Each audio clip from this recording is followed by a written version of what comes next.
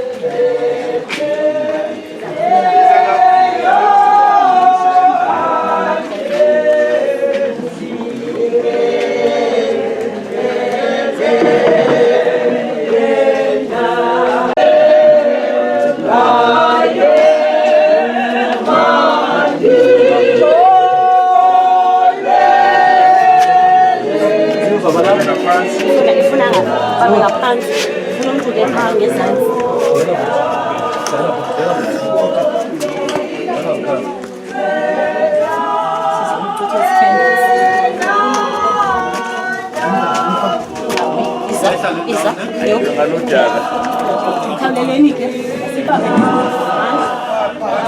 bambe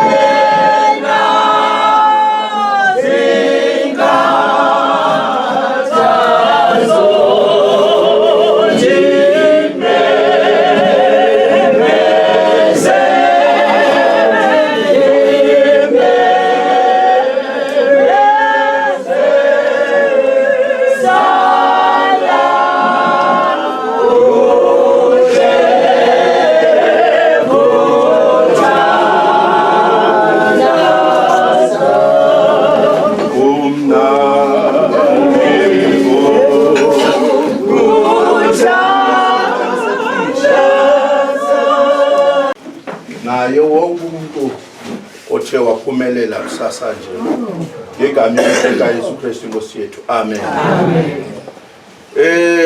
Kusasa nje sikwinkonzo yokwamkela umzimba kabawo uNolingo.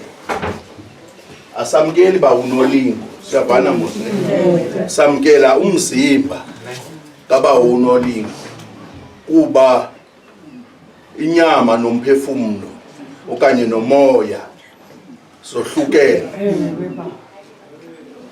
Lonto ke ngoku yenza into uba singawuboni umoya wona kodwa sibone umzimba. Kunjani lokhu uThixo osahlulelayo ngoba kukho umoya kukho umzimba. Uthi umoya ke wawudibana nomzimba umuntu abe ngumphefumulo ophilileyo.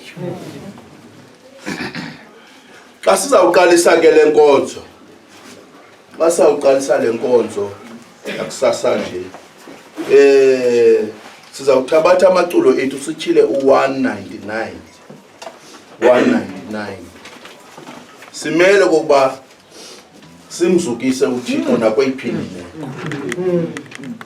Khawutsho ke ukisa uThixo ngokwenza kwakhe.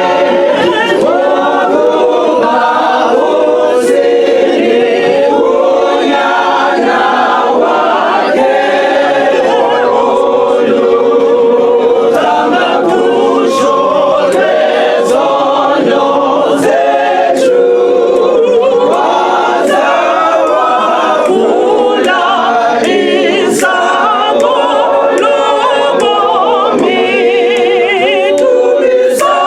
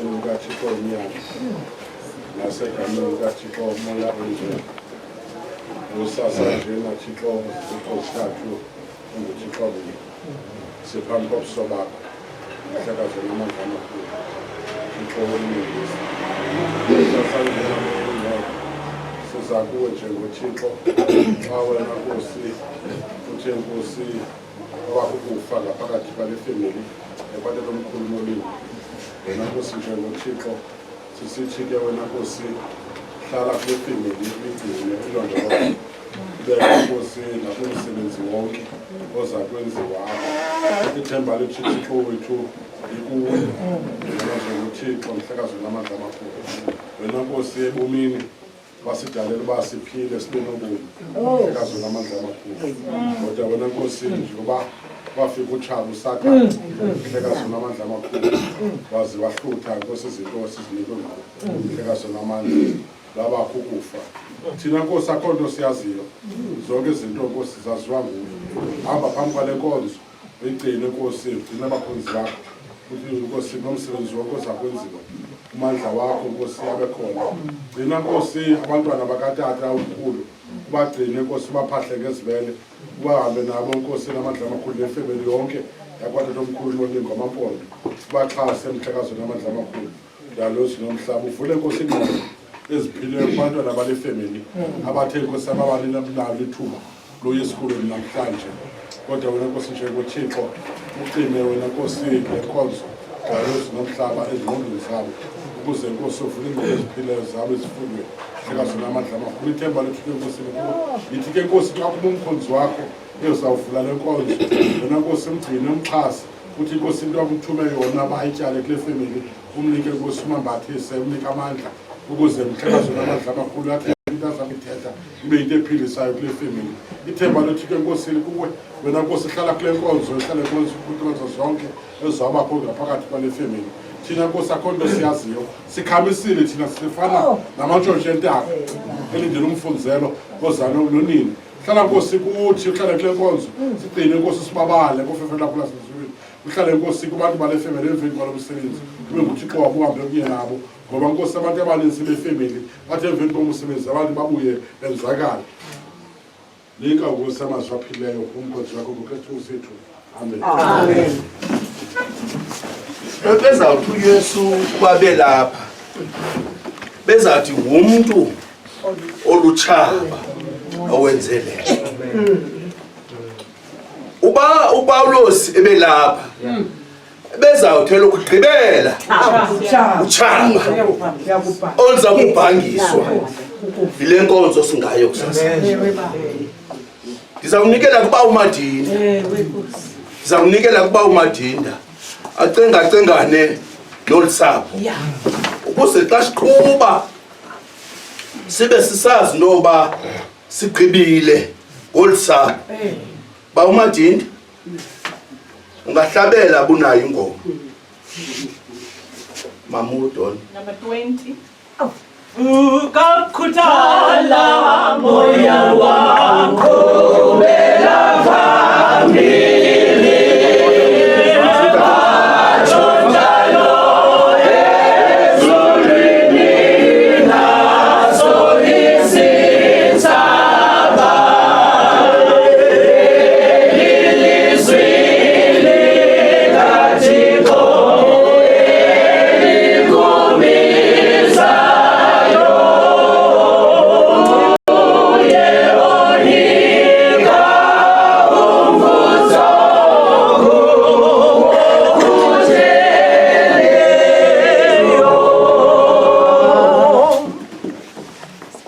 indwendwela kwela lasekhaya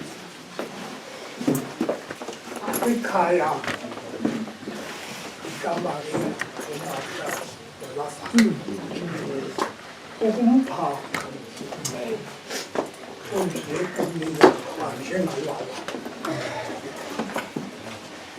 kwincwadi kaYohane isahluko seseshumi nanye nditsalwa yivesi yesibini emandizayifunda nje ndiqala phaa kuvesi 3 athumela ngoko oodade babo kuye esithi, Nkosi, uyabona lo umthandayo uyafa. Verse 4. Evile ke uYesu wathi, esi sifo asiyelele kufeni, singenxa yosuko lukaThixo, ukuze unyana kaThixo asiphile. Verse 5. Ke uYesu wayebathanda oomata nomsakwabo noLazaro.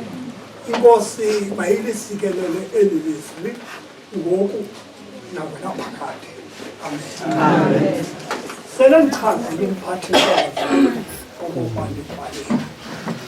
Mandiyikhahlele kule nkundla yamaqondo zanamama izihlobo zonke ezichatshazelwa yintlungu. Silapha bazali bam, siyalazi uba inxeba linzulu, kunjalo nje akochule izawukwazi ukufikelela ebunzulwini enxeba. Ndiye sibulize umathunga waseGiliyadi, uYesu waseNazaretha, nguye okwaziyo ukufikelela kwiingozi zentliziyo. Kakade amaXhosa athi nyathi ibuzwa kwabaphambili. Yile nto nathi saxa sinithuthuzela singazothetha ngenye into, kuzawunyanzeleka sibhekelele kumanyange elizwi likaThixo. Akhasichaze uba ekwenzeke ntoni izolo phambi uba sibeke namhlanje sikule meko. Sonke kulo mhlaba sancwina. Kunjalo nje uba ngenye imini waka waziva unwabile, uthi ngomsonwabile ube namanwele. Umva umntu esithi ngathi ndizavixembi. Kuba ilizwe esileli kulo alimfuni umntu onwabile. Niza kulibona usuku. Ndifuna ukunqabana nani ngaloo nto namhlanje nasekhaya. Kuyo yonke into eza kwenzeka kweli khaya niza kubona usuku lukaThixo. Phaya ekhaya sisakhula sisengabantwana, yonke into umama ebesoke esigade kuyo. Apha endlini kukho izinto esingenaziphatha, engakumbi izinto zikatata. Uthi noba uthenge ndlela ithile wabona sowufuna uphaka kwisitya sakhe, aqeme ngenyawo mama athi sisitya kayiso. Uba uthenge impazamo wathatha noba licephe, aphinde umama athi icephe likayiso. Ngokuba kufuneka kukho uzuko lokuhlonipha utata wekhaya.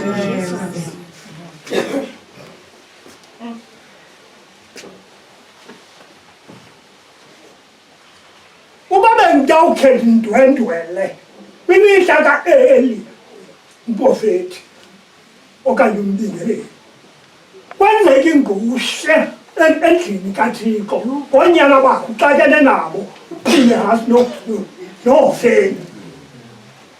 Kuvuka idabi, lihle kuvuka idabi phakathi kweentshaba zikaThixo amaFilisti. Ubonakala uba uyoyisakala umkhosi kaIsrayeli. Kuba kwicebe lithi masathatha ityeya. Kuba uba ityeya bilapha esingasoze singene kule ntwaleko.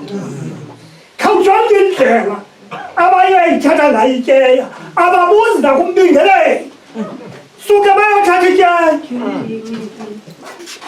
bayokuya edabini. Ingxelo ithi zaphakama iintshaba zikaThixo amaFilisti, ambetha uIsrayeli ngenxa zonke. Uba ndiyanixelela 30,000 yalancabarha. Yathi yagqiba ukwenza loo nto yathathwa ityeya yaba kwilizwe lentshaba. Uyafika umfana ephethe ingxelo, umfana kaBenjamini uzonika ingxelo kuEli. Indoda enkulu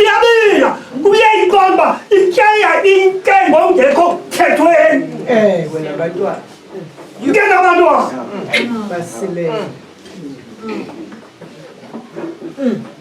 uthi nomfo amaSrayeli athe sa onyana bakho bobabili bawile ityaya isesandleni zentshaba iBhayibhile yami ithi ndithenga ukuphatha ilizwi elithi tyeya lawo ixhego phuka ilungu lentaba inkosikazi bolokazana kuba wayezawufumana umntwana uthe wakumva ityeya akuba yinkinga kuthiwa kwangoko yasika inimba kuloo mama phuma umphefumlo yomama nangoku abazalikazi bezama umthuthuzela uthi igama lalo mntana u-ebhodi ethetha ukuthi uzuko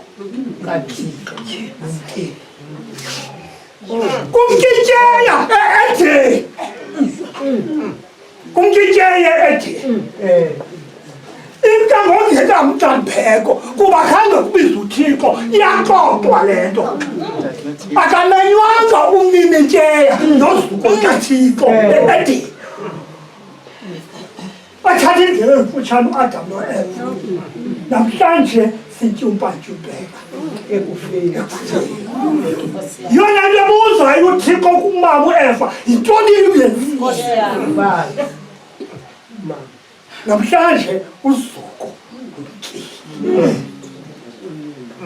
ayami iBhayibhile ithetha ukuthi kuThixo nobukhwele wenjenje uThixo ukuthanda kwakhe ihlabathi amcaba unyaka ekuphela kwamzeleyo ukuze bantu abakholwayo kuye bangatshabalali koko babe nobomi naphakade yibonela kwekwe ishiya inkundla zasezulwini yivamani incwadi kaLuka ukhona ophethe iBhayibhile incwadi kaLuka nguchapter 14 iyangena lekwekwe izoma kwisikhundla sika-Adamu ngoba uAdamu ufeyilishile usifake emgqobhozweni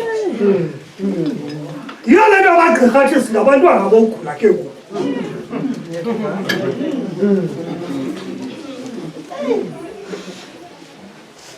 yifunda incwadi kaLuka chapter 2 verse 14 undigcina apho ndothi kuyo incwadi kaLuka chapter 2 verse 14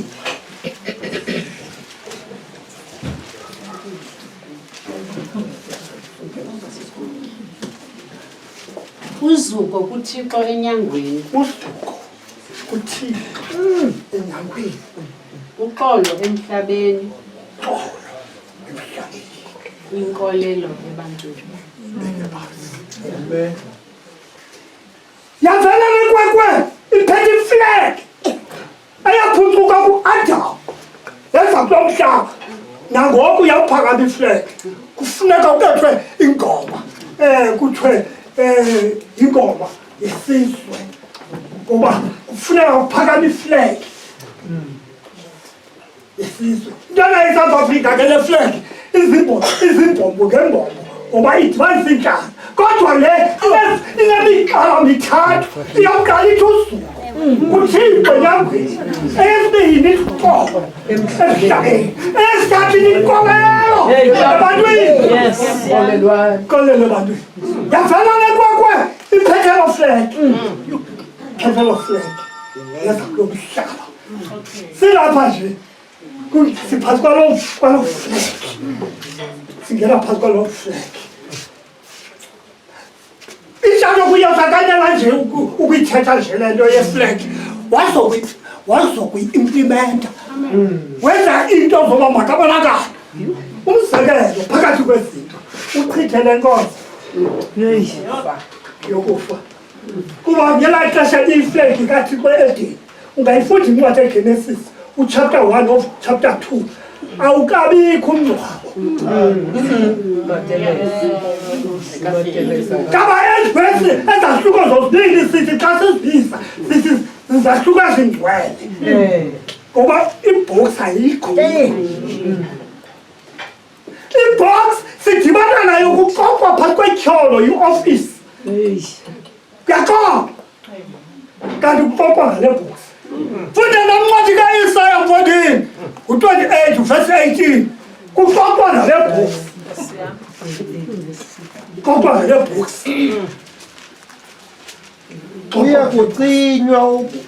Uyakucinywa ukunqophisana kwenu nokufa. Izawucinywa kwenziwa i-argument.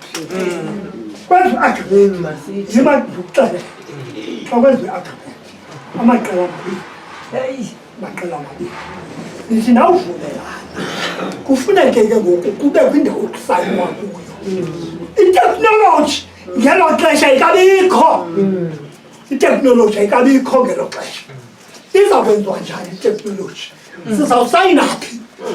Sizawusayina phi? Le nto sivumelana ngayo nomama u-Eva.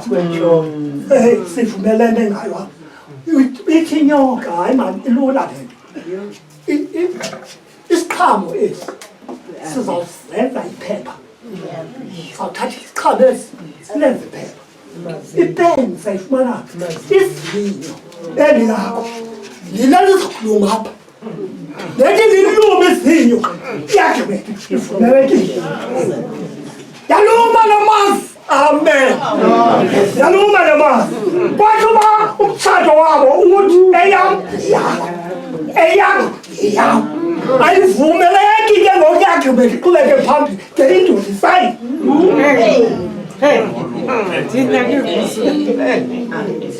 De indoda isayi. Iyathi iBhayibhile yatya nendoda wanika nendoda yakhe yazimelana yavumwa kanti basayina ibhokisi yomngcwabo. Basayina ibhokisi yomngcwabo. Sayina ibhokisi yomngcwabo. Uyigqibile le verse mfondini. Kungemi ukuvumelana kwenu nelabafileyo. Injongo zokuza koYesu kulo mhlaba kuzawutshalenja le argument. Uzawutshalenja le argument. Yile nto xa ufunda iBhayibhile uzadibana nezahluko ezibini ekugqibeleni. Incwadi ezithile athi ndabona ndizolitsho nomhlaba omtsha ube nomqali yaza nayohane ndawubona umzangweni usihla uzamazulwini ulusiwe njengomtshakazi. Eviliso sithi yabona injanja kuthixo uzawuhlala nabo nalomini asisuliyephi. Kungabe kuphinde kube kosijwini, kungabe kuphinde kube kokukhala, kungabe kuphinde kube kuzinhlungu ngoba izinto zokuqala zigqithile. Uthi verse 5 kwisithile no-21 uthi yabona izinto zonke ngoku aluPetrosi thina ngoba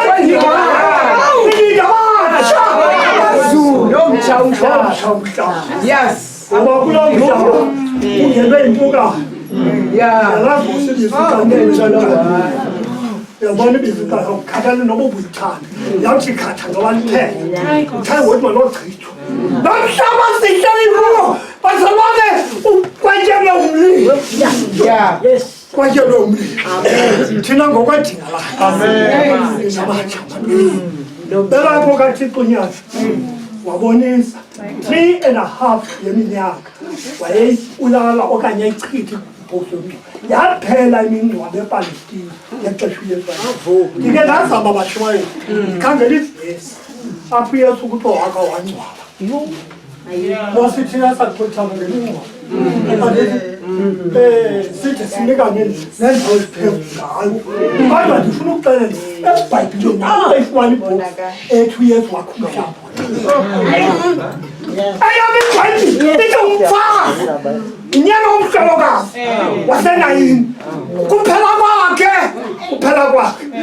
kuphekwa amangcwabeni abeyifile uhamba ngaphambili umshumayeli uthi ndeza ndingenanto usakuhleni aphuma thisa kanti uYesu uza ngaphambili. Uza ngaphambili seUYesu wathi akufika Yesu umngcwabo wase wabheka ethabeni lebhokisi wathi indoda mavuka tyhini Nkosi yam, tyhini Nkosi yam, wasomngcwabo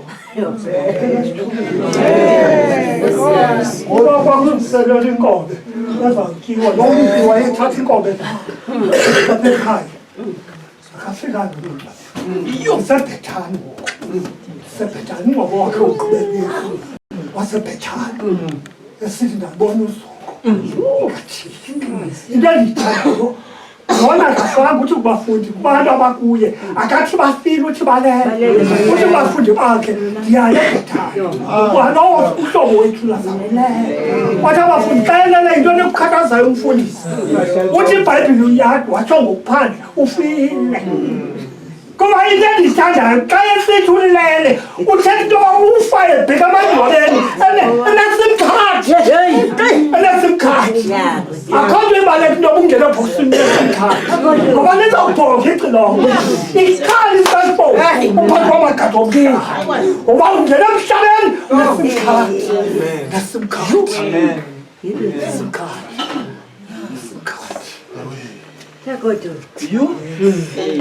usuku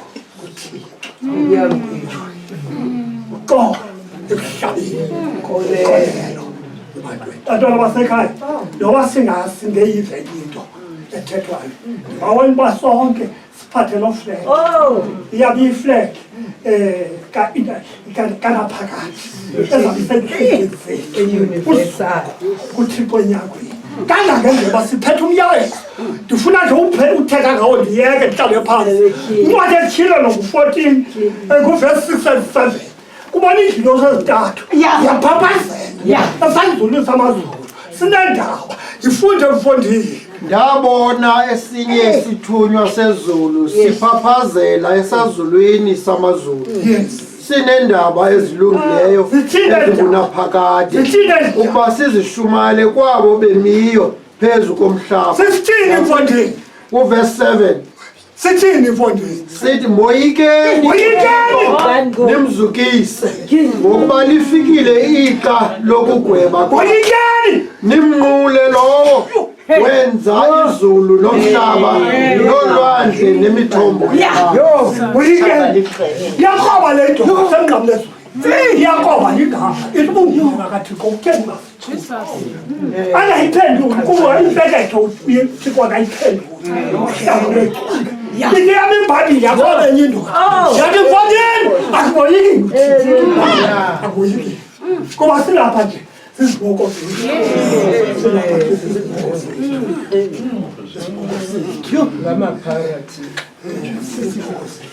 Bantwana basekhaya, usapho lamapoto ndiyanika usuku kuthixo uxolo emhlabeni kolele ebantwini ayinifikelele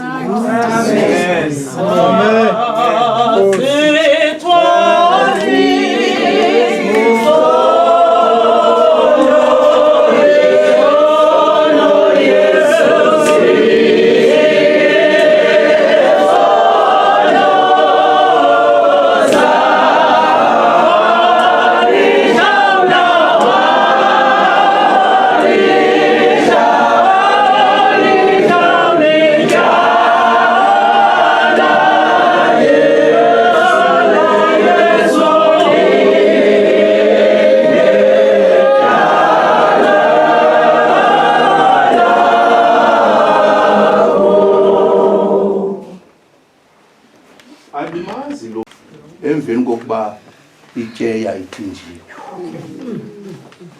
uthi uzuko lumkile waSirayeli andiyazi noba ityeya libangela uzuko kodwa ndiyafuna ukuthi ityeya sozile yenze uzuko siyavana mose kuba ityeya ayinguthixo kuyacaca uba kusithiwa uthixo makanike uzuko kuyacaca uba lukhe lalahleka uzuko bendiza kubheka phambili ngenxa yamaxesha ndizawucela utata walapha sondele kwenzela uba simbone okokugqibela abafuna umbona ungahlabela ke mama thuthu sizawuqala apha eromini Amazana ya Roma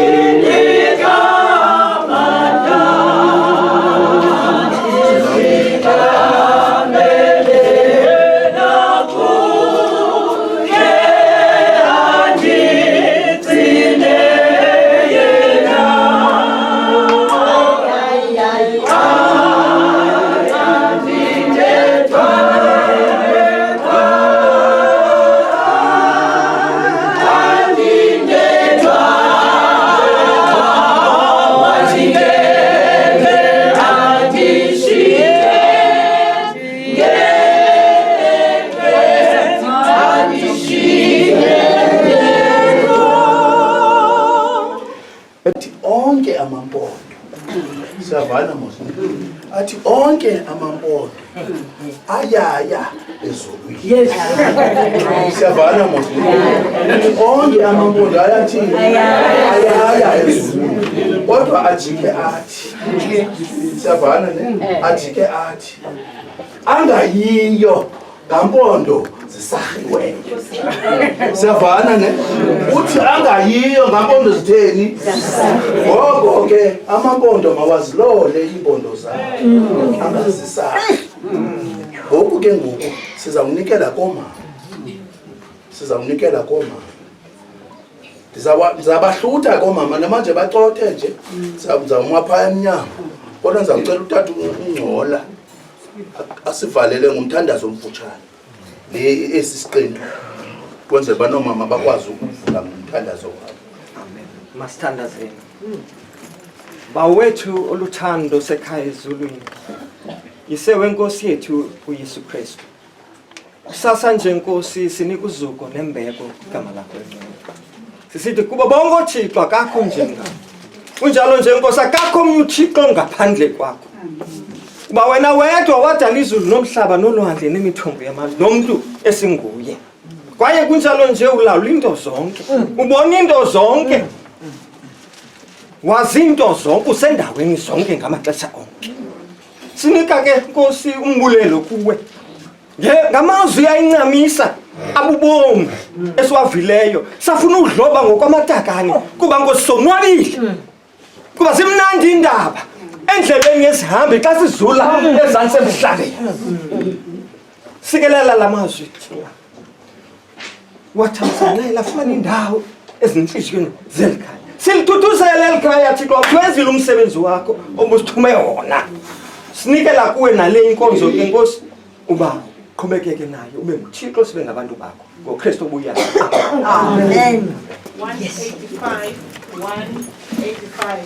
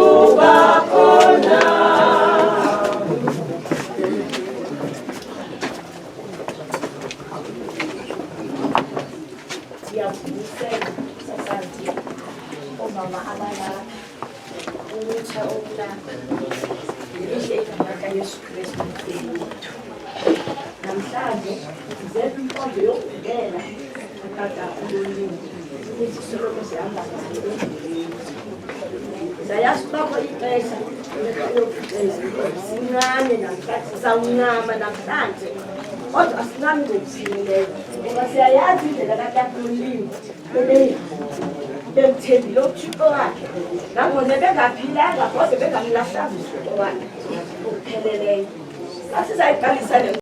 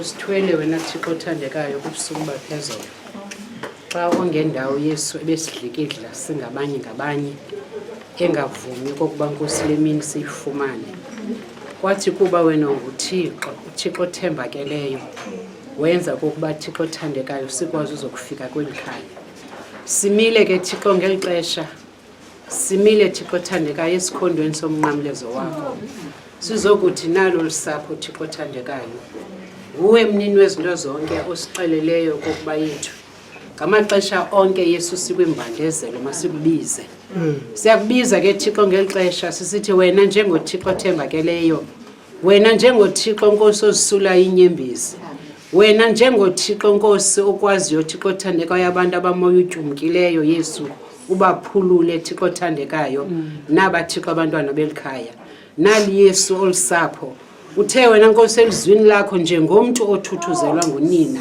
ndiseza kunithuthuzela mna Yesu ngokwami eJerusalem le nkonzo ke Thixo siyayazi kokuba Yesu awuyenzanga ngokwakho koko Thixo kufike utshaba esiyazi kokuba Nkosi lolokugqibela uzawuthi lubhangiswe ezantsi emhlabeni naba ke Thixo abantwana bakho beza kuma beza kuthetha ilizwi lakho ilizwi Nkosi esiyazi ukuba wena Thixo akulilibali Nkosi idingo sinike lona kwaye Thixo nokuba siyalila ezantsi emhlabeni kusezimini eyodwa Thixo iqhaqheka kwamangcwaba mini Thixo othandekayo ukuza kubuya wena Yesu sikukhawulele thina sithi le yinkosi yethu ebesikade siyikhonza masivuye sigcobe ngosindiso lwayo imini eyodwa Thixo Nkosi othandekayo kuzawuthi amangcwaba xa eqhaqheka thina Nkosi siwangongozele sibuze sithi kufa luphina Nkosi lwamphilo lwakho sithi Thixo othandekayo hadesi luphina uloyiso lwakho inene Thixo othandekayo ngaloo mini siyakuvuya kuba Nkosi othandekayo siza kubona Nkosi izihlobo zethu nanke Thixo umkhonzezana wakho ezakuma thatha indawo njengoThixo siyathandaza amen amen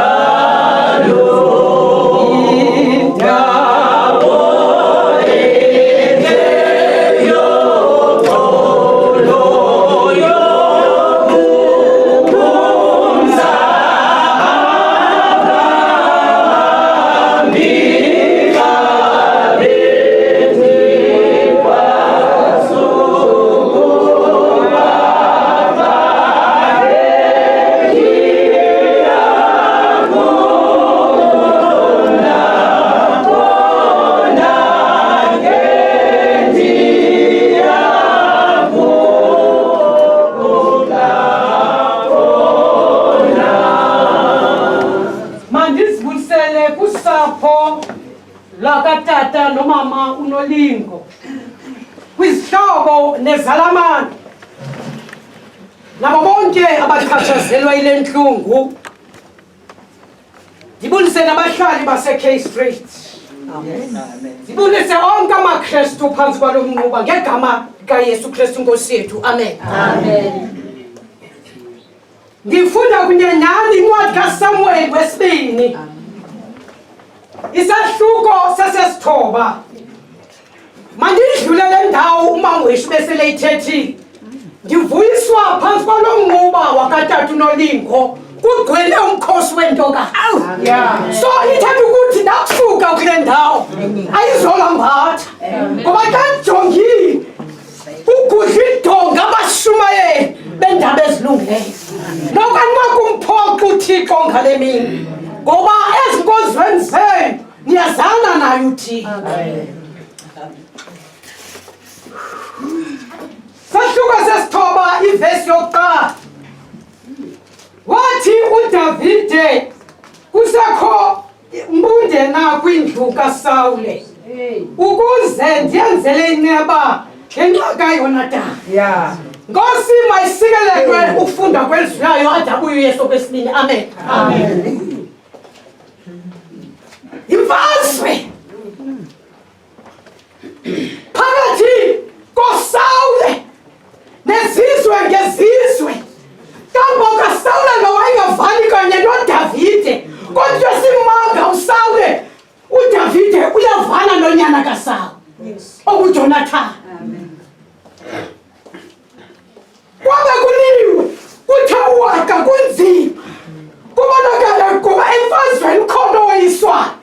Kwabonakala uba kwaSawule bayoyisa ke babhubhile abantu, bafile abantu. Wacinga okokuba uDavide khona uYonatani umngani wakhe okokuba naye ubhubhile. Wacinga into yokuba ndenze njani. Wathi make ndiyeke ingqumbo, make ndonyathela kwaSawule. Kambheka ubuza okokuba kuthe khona mpundeka endlini kaSawule.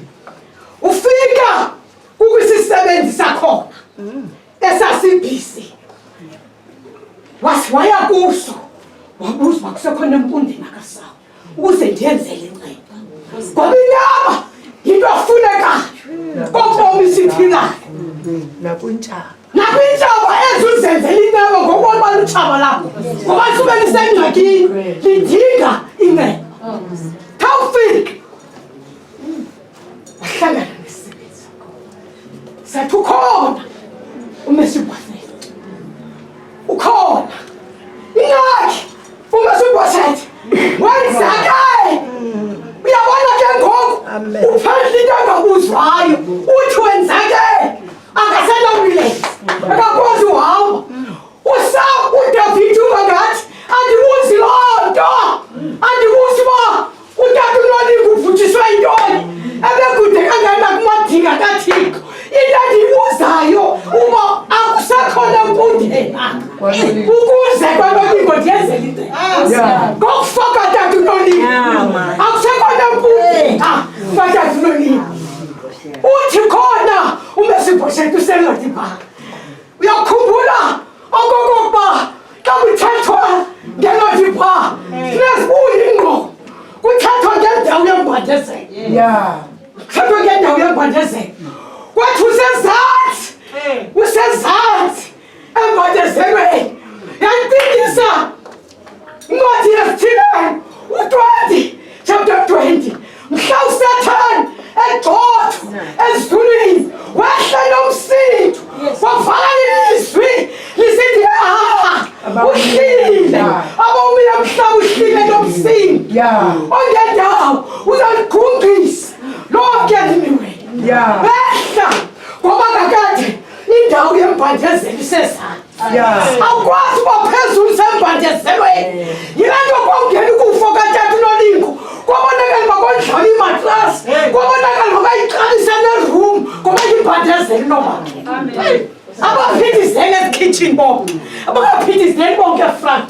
Usithi uba usifikile uzokwenza umthandazo, ufike begudla idonga ezilumini ngoba kaloku kufika imbandezelo. Ithi imbandezelo sophithizela. Ithi imbandezelo sibambe. Ithi imbandezelo kujonga icala omoya wengakuyo. Ujonge nendlela ozophuma ngayo embandezelweni. Ithi imbandezelo. Imbandezelo yabalawula. Kuthi senjani? Wehlu Davide. Wahla. Take hlayo uDavide elomlanda eselodipha apho yona thumekushe ukufuna ubenze into wahlu Davide ndabona inqwelo luswe nenjini zakho sichekisha ukuthi siyokumelana nomhlaba nomthameze zawuhamba zehla ziyalodipha take fika wangena wafika kulusizi elodipha ngoba konke abantu abahleli pha bahlele ezimpandezelweni bahlele ekucinezekeni bahlele ezihlungwini abangazazi bakohlukana nazo nini inhlungu abangazibizanga ngelixesha ngokwabo abafazi wona sebekufa kekafika uDavide wangena wambona wafumanisa uba akakwazi nyhani ukwabo Remember, ukwenzakala kwabo senzo wafumana kuchapter 4 apho enzakala khona ngoba kuthanda xa kusiliwe inani yayikuba wayina 5 years inani yayimkhulisa theka ibaleka kukuba emfazweni yamphumula wawo wenzakala iminutes theka fika uDavide wayibona isimo sikaMofibosheth wamthatha wafuneka bamfunge bamkhwelise enqweleni wafuneka bamfunge bamkhwelise enqweleni theka bekomkhulu ngoba ngoko uzohlangana nendawo ezizokhutshwa embandezelweni uzofika indawo emfaneleyo theka beko walokho umntana semkhosini lo akufanele ahlale noma kuphila theka mbeke theka iguquke yabuya umva yabuya umvinkwelo kumifuna ukuzi theka iguquke mani jonga phezulu ngoba kenyukwa Jerusalem kuyenyukwa ulapha imbandezelo kufike esibhedlela theka inyuka yenyuka inqwelo iphethe uMofibosheth ngoba ufuna ukuviswa kamnandi ngoba ukhutshiwe embandezelweni theka inyuka inqwelo bathe babeka festile abantu baseJerusalem bemile ngefestile bejongile uba le nqwelo ehlukile kwezinye inqwelo yayibonakala ithola ukumkani izikumkani zonke zikhwele kuyo kuthiwa yenyuka le nqwelo theka inyuka le nqwelo baphuma ngefestile abantu baseJerusalem babuza ngobani naphaya wathiwa ngabo basuke embandezelweni abo basuke kwindinezelo abo baveka buhlungu apho ubumnandi babo usathana buhluthileyo kwade kwafika kwinteso uTabinoni ngangena ebhokisini bajonga babona yabimhlaba wenyuka le nqwelo yenyuka le nqwelo ngoba kaloku kulungiselelwe ebhodwe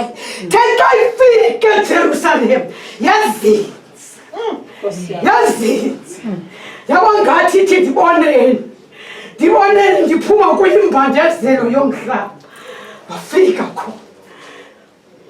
wafika ebhodwe endlalelwe itafile yasintlaphu yatafile yagquma imileze uba angabonakali ngaphaya ngoba kaloku ithixo uyabufihla ubuze bethu amaxesha amaninzi uyabuyekela size kodwa bufihla ubuze ngoba ekugqibeleni ufuna silizukise igama lakhe nakububi esikubo nesijongene nabo uyafuza uMofibosheth ngaba ndim nalo okwaziyo ukuhlala kwiindawo ezicomfortable kangaka kungenayo okokuba unyameze embandezelweni yiloo nto ngoku efokwe kwindawo elungileyo ngoba njalo sapho kaTabinoni xa inkosi ngokwayisihle mazigulile inendanduluko eziphothazithulu xa ixilongo likhala eliza bonke abasabavukela emangcwabeni uTabinoni kuzoba ngomnye wabo ke sithi soyisile ngenxa yokunyamezela kwethu kulo mhlaba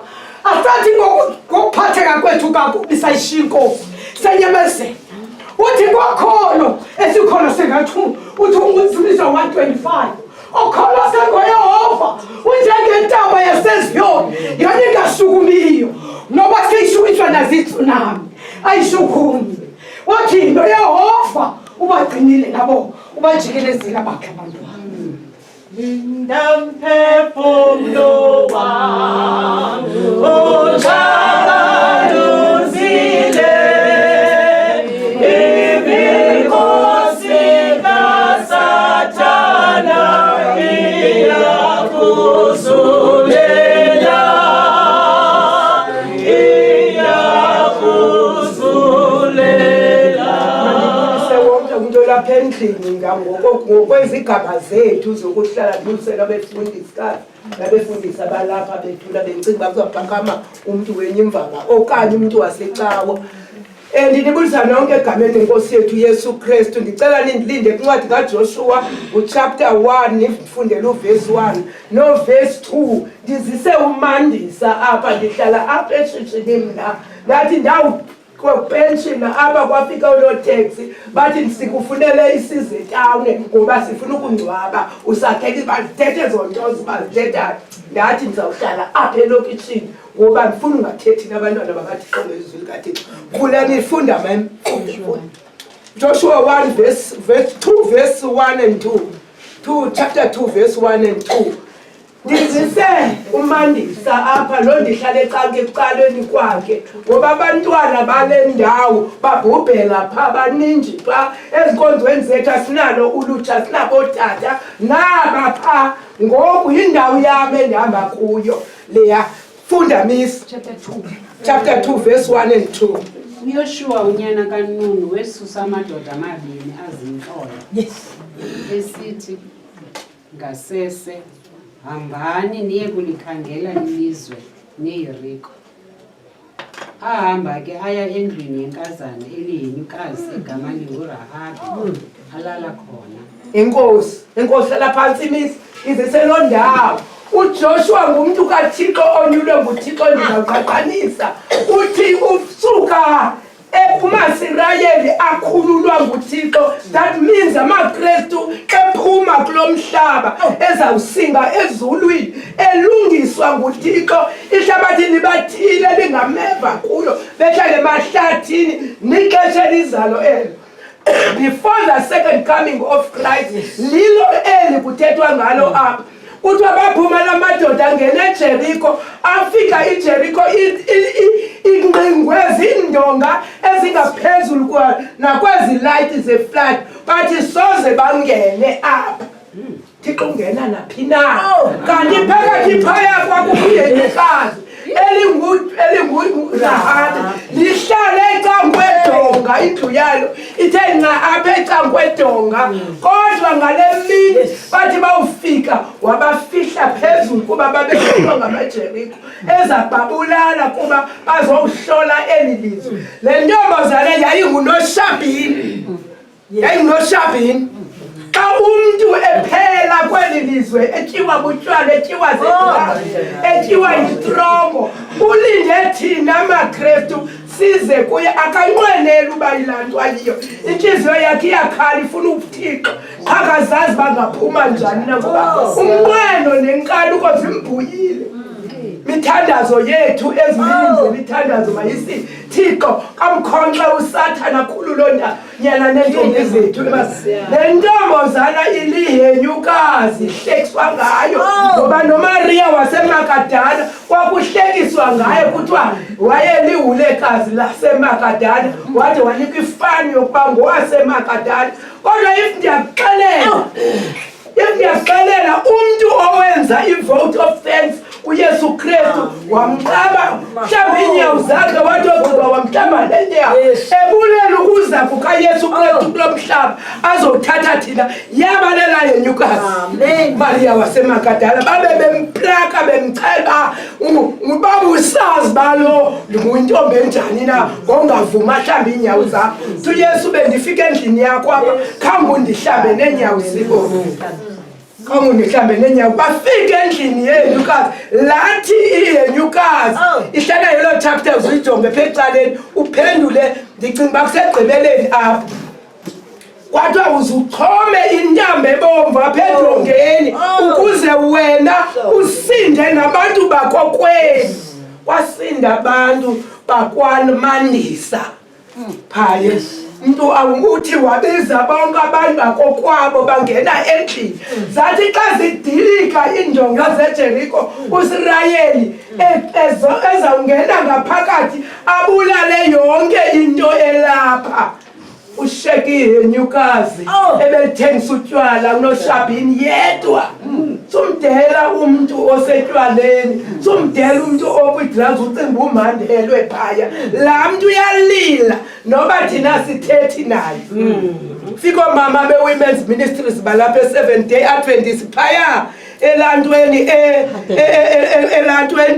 ezinyoka bafike umntana womuntu omnyumama ubethwa kwaplati bethwa ngabahlali bahlali bathi sizabona umuntu wecawa ozazoqoqa apha kule nto balo mntana besimosha apha ezicawa zikho zingathethi basuka bamama ngekhumba beza ngeemoto zabo zeziqoqwe apha bangena ngaphakathi benza inkonzo bathi gqi abahlali balirhanga idewunga lalo mzi kuthiwa kaphakama umama wamnye wathi nina nonke nirhanqe lidonga kwanaba bahleli apha lo mntu uthengisa ii-drugs ugqiba apha ntwana bethu benuniyamazi kodwa zange niphume niphethe imihlakulo kwakunye neentoni niyotshisa indlu yakhe into eniyenzayo kukubulala abantwana benu qha eleke mntana uthengiselwe le nto ngulo mntu ngoba lo mntana akathanda uthenga le nto uyinikwa ngenkani kuthiwe hamba kule mizi itarget yakho 1,000 rand ngenyanga hamba usiba uze naye apha kum if you don't do that I will shoot you to death. Wathi ke nithi kuni njengoba ningqonge elidonga nje niphethe imihlakulo nizawubetha umuntu ozothandaza apha ndifuna ukuthi kuni nina niyafana nabaqhomfikazi nabaqhomfi theni ningayi kulaa mntu uthengisa ii-drugs nibulale yena nje iphele le nto apha.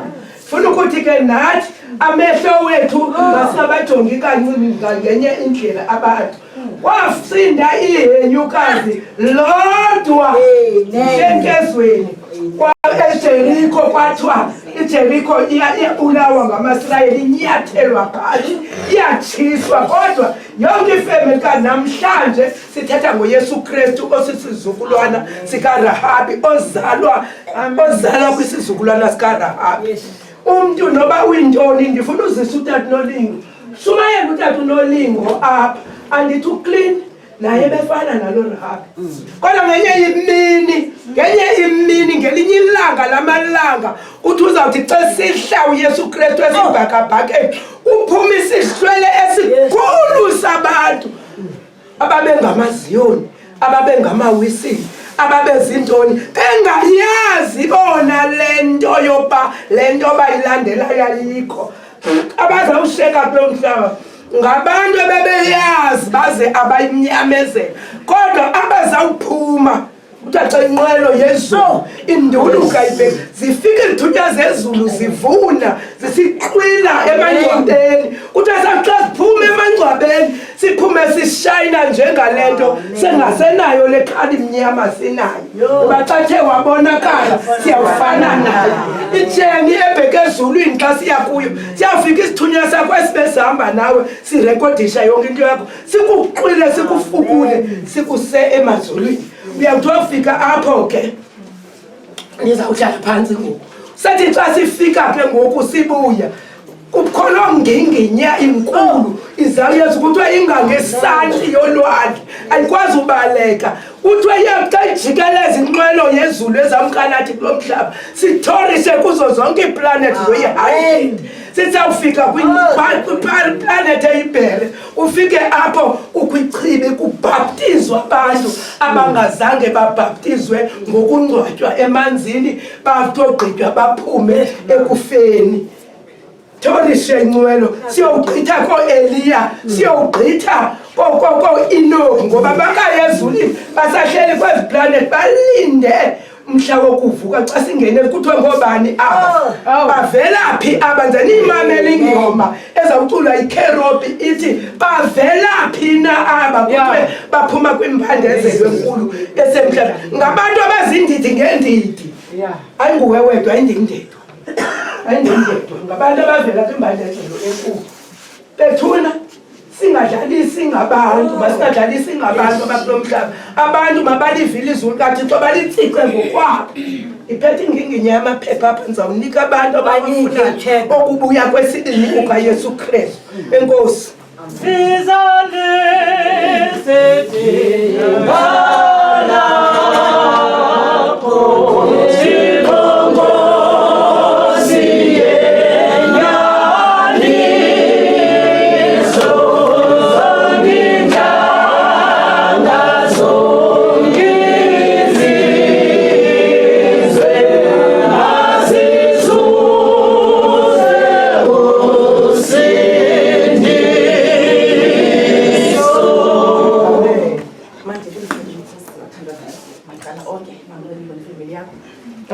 ngenile apha uMshumayeli wathi 5 minutes ndibela nje ma uthi kube inkosi kakhulu amen yathi le mini xa ifike ekhaya njena ndabona ukuthi inkosi ithumele inceba ngokwayo ngoba kusukela ngoko andithokomisa intloko ungena kwakhona mntu kisimesi njena ndaphakamisa intloko yaba ngathi ndimlo kwazi ukwenza kwendlela yakho ndithi nani qinani ndimkhulu tatahambe andimeli into bethunani amen andimeli into ndifuna ukuthi khaya inceba kaThixo ayikhethe balalantu ayikhethanga ndlu yakhe ayikhethanga netye yethini ibhetele kuneka ke itye yazonke phambi koThixo kuqhuza lingana yehamba ngale mina namhlanje ngenxeba kaThixo angathi uThixo ke ngoku apha ekuboneni kwakhe evuka impunti ekhoyo noyena kwelami ikhaya sisinde nani ndisinde ngenxa yenxeba amen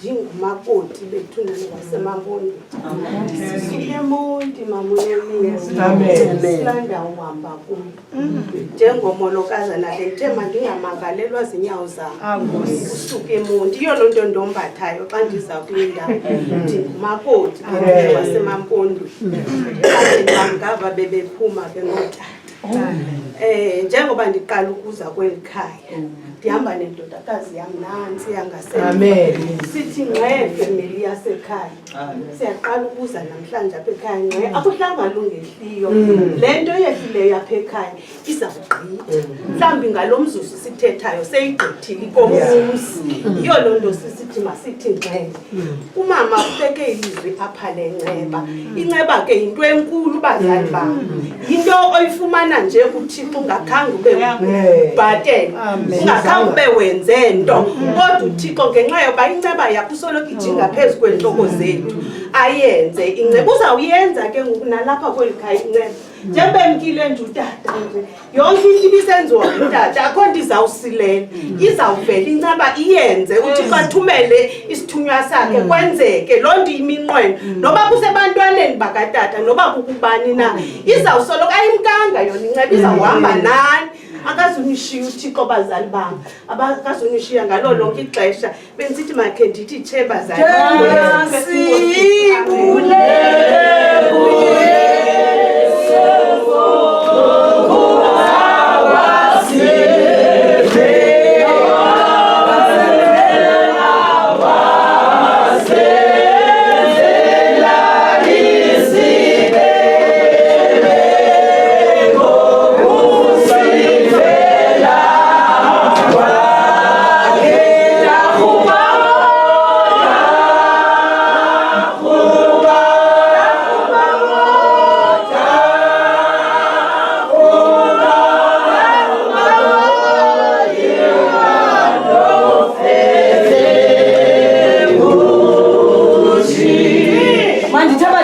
umzuzu wokubana ndibulise ifamily yakwatata unolingo abantwana izihlobo nezalamana nabamelwane ndibulele lonke ibandla likaKristu elikhoyo ngegama elihle lenkosi enguYesu Kristu. Amen. Umama apha ubeke ilizwi lenceba kuthiwa le nceba abazali bam xa kuthethwa ngayo yavela eCalvary. Nangomzuzu wokugqibela never give up ngoba inceba kaThixo ihamba nathi ngalo lonke ixesha. Nokokubana singangena ekufeni, nokokubana singangena ezimbandezelweni, kodwa inceba kaThixo yona iyakuhlala ihamba nathi futhi soze ishiye. Kungenxa yobulwele bethu, kungenxa yobungcweleka bethu ezingcwelekiweyo zizinto zalomhlaba. Nani sithi mkhululeni utata nilale ngelicala nenxeba ngoba mama kungenxa yendlela. Kuthiwa indlela idlula la. Athi uYesu Kristu ndimi indlela, ndimi ubomi, ndimi inyaniso. Sizokuthi ngalo mazwi thuthuzelekani ngoku kude kube ngunaphakade. Amen.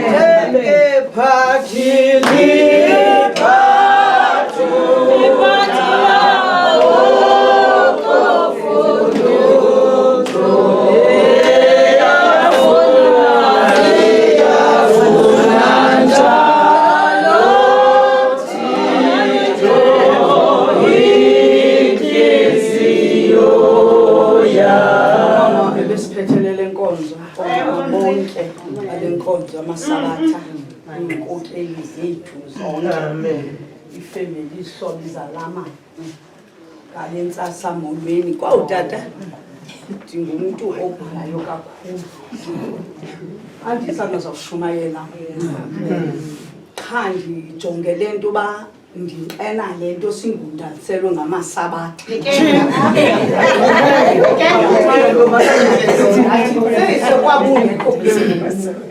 ususibela kule ndawo izinto zicutha amagxa ngathi awayi uba ndizawufitana ndithe ndawuva apha ndeva wonke umama wesabatha uzithathele into yakhe ndathi nam babezawungena ebhayibhileni bendizawuthatha eyam into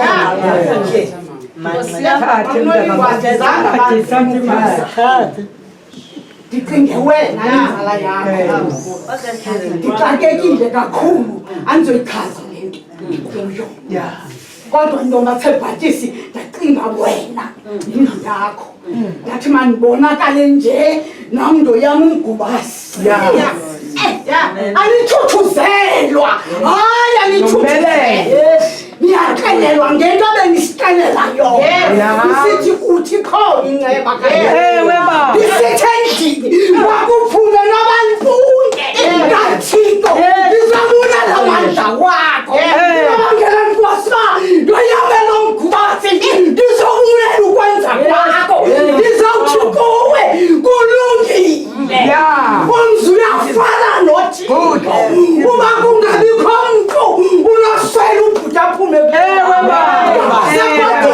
ndizawuthi makhulu amandla lawo abanakubhuti ndithele ndoda kayishinyuka yathi yasibukhona nomntu wabafazi basekhaya awuphela umama awuphelelwa bubomi kodwa ndikubona uthe fini kule ndawo uzenza umzakazi ukwenda kuyahonjeka ukwenda kuyahonjeka uthixo uqala endlini ukuze fumane inceba kudinga imithetho kaThixo. Sizayidlala le nkonzo yethu ndiyabulela kwabo bonke bathe bathetha sabulela sonke samva uYesu kodwa kwityhilelo 2:10 imshiye wonke umuntu olapha sithi ivesi yokugqibela indawo yokugqibela ku-10 thembeka unika isithamba sobomi asithembekanga sosimbona uYesu Thembeka kwindlela zonke kwezincinci nezinkulu sibambelele uYesu kuyeza kusemdala. Yes, kuyeza ziyavakala izinto. Sathi xa sivala le nkonzo sivale ngonumber 2:14 ivesi yokuqala neyokugqibela. Ivesi benye ke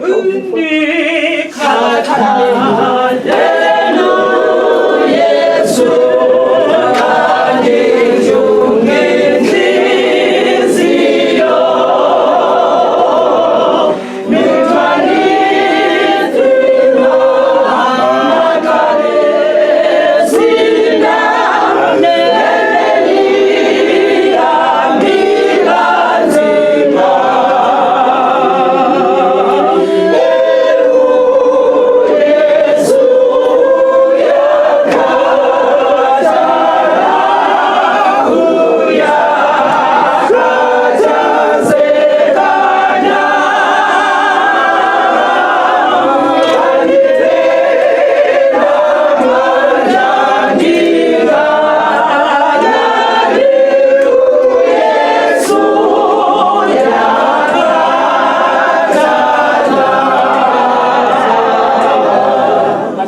bawethu nothando kumkanka kumkani sonini nanini enkosi uThixo wethu enkosi emsindisi woxolo ngale nkonzo kaTata Nolingo nango nayibuhlungu Nkosi kodwa Thixo sinethemba Thixo xa likhala icilongo kumkanka kumkani uzawukhawulela uTata Nolingo ibanathi Thixo Nkosi yethu amazwi ethe sawava apha Nkosi ahlale ezingqondweni zethu asebenze inhliziyo zethu zilungiselele izulu lakho beka le family Thixo kumkani bathuthuzele kumkanka kumkani baphakame Thixo bebekude nabadinga akho Thixo Nkosi bathi bayibona inkosi ngokufaka Tata Nolingo esobuyayo.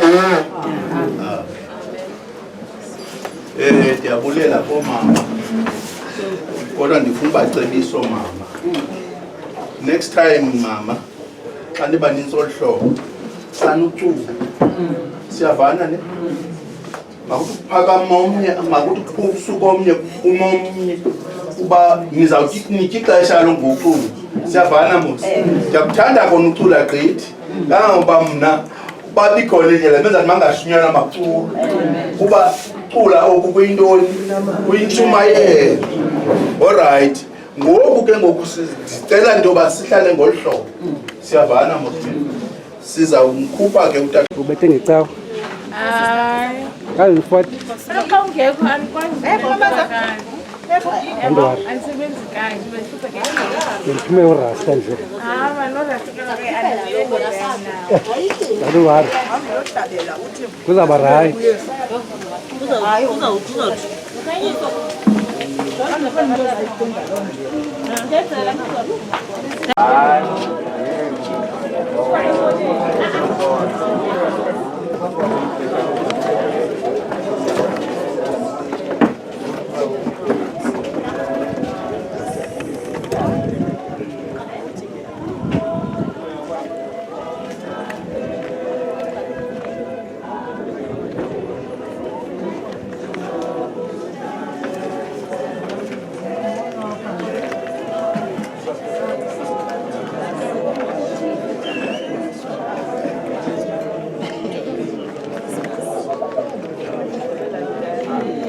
Siyacela le ndlela ukuba kwethu apha siyaphuma asifuni noba nime ngenyawo ayizobe uthatha itube lithi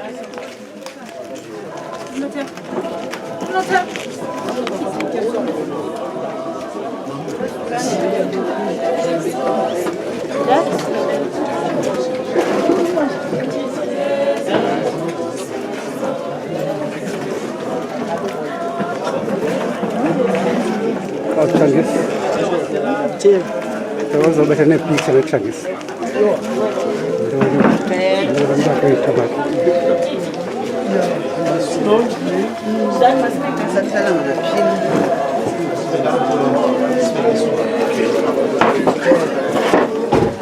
Siyacela abantu bangaphumi mabefuna siyatshilo mos sakugwera abakade abantu babahlele kwendawo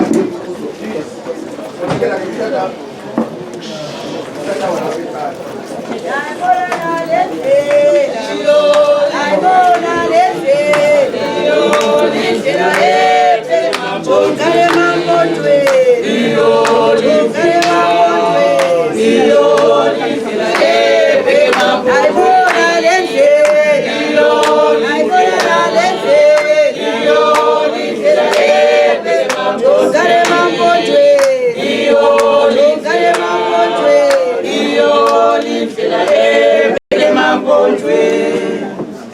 Enkosi Mampondo.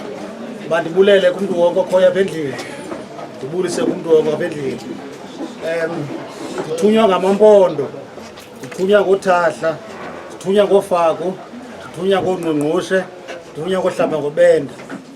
Bathi ke njengento eyenzekayo apha ekhaya, xa utata ephuma kule nkundla yaMampondo, masenze ilizwi lokumkhulula kuba ngoku uphuma kokugqibela kweli khaya isiqu sakhe uyofika ngomoya kuphela. Siyamkhulula ke singaMampondo uNyawuza, siyamkhulula singoThahla, siyamkhulula singoNgqungqushe, sisithi makahambe ayosikhonzela asiyaleze nakwamanye amaMpondo. Umka ke siqhelekile kuba sivula unyaka sikhapha yena, unyaka opheleyo sikhaphe amaMpondo amaninzi ngokulandelelana. Noko ithi loo nto singaMampondo sithi asikhalazi, kodwa ke sithi sihluphekile kokuhamba kwakhe kuba abantu abakhulu basemaMpondweni bayaphela. Bingomnye wotata ke lona wotata basemaMpondweni ebesiyazi into yobana xa kukho isizathu uba khona. Xa silapha eK Street bingutanci wethu sonke, kodwa ngabanye biba ligama elimandi abizwa ngalo lokuvana nabo. Bazawuthetha abantu abamaziyo ngothetha kwakhe. Mna okwam kukumkhulula nje sithi singaMampondo iintliziyo zethu mazixole. uNyawuza uyenzile yonke into befana yenzile, ikhaya belithanda kakhulu, bewathanda amaMpondo. Nobana bengekho kwiprogram besolathwa ngomzogqibela ukuthi imeko ithi ngoku angabuza isizathu enze loo nto ayithunywe. Ngaloo mazwi siyabulela, sizawuphuma ngoku siye enkonzweni apha inkonzo yakhe izawuqhutywa khona. Enkosi tata. Alright. Siya ke apha ecaweni